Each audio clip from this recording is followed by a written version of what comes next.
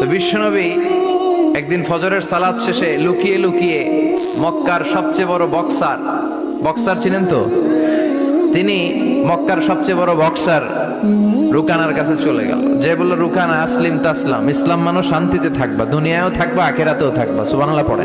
রুকানা বলে, না আব্দুল্লাহর বেটা মোহাম্মদ, আমি তো কালিমা পড়বো না, যদি বক্সিং খেলে আমারে হারায় দিতে পারো তাইলে কালিমা পড়বো।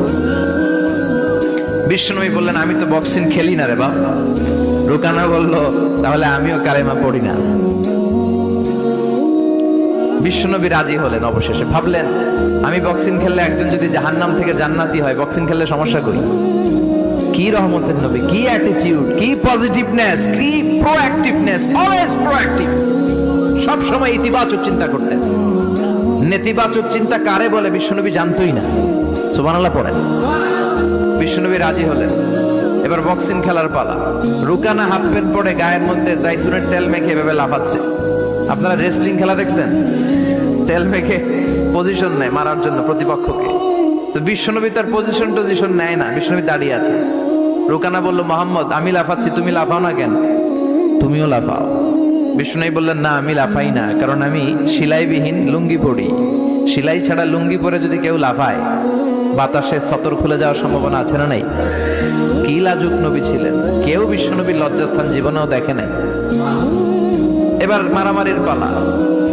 রুকানা বলে, মোহাম্মদ তুমি মারো। বিশ্বনবী বললেন, তুই মার, কারণ আমি মারলে ওই মায়ের হজম করার ক্ষমতা তোর নাই।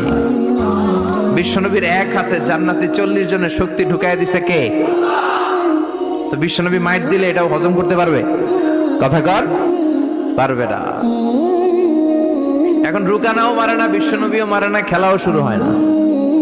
এখন বিশ্বনবীও মারে না, রুকানাও মারে না, খেলাও শুরু হয় না। এখন রুকানা বলে, মোহাম্মদ তুমি মারো। বিশ্বনবী মারে নাই, কিন্তু বিশ্বনবী ওনার ডান হাত মোবারক, কি নরম হাত, সফটার দেন সিল্ক, সিল্কের চেয়ে নরম ছিল। ওয়া কানা কাফুহু আবিয়াদু মিনাদ দিবাজ, সফটার দেন সিল্ক, রেশমের কাপড়ের চেয়েও বিশ্বনবীর হাতের তালু সফট ছিল। এই হাতটা দিয়ে বিশ্বনবী রুকানার ডান কাঁধে এভাবে টাচ করলেন। মারে নাই, খালি বলছে, রুকানা এত লাফাস কেন? টাচ করার সাথে সাথে রুকানা বেহুশ হয়ে জমিনে পড়ে যায়।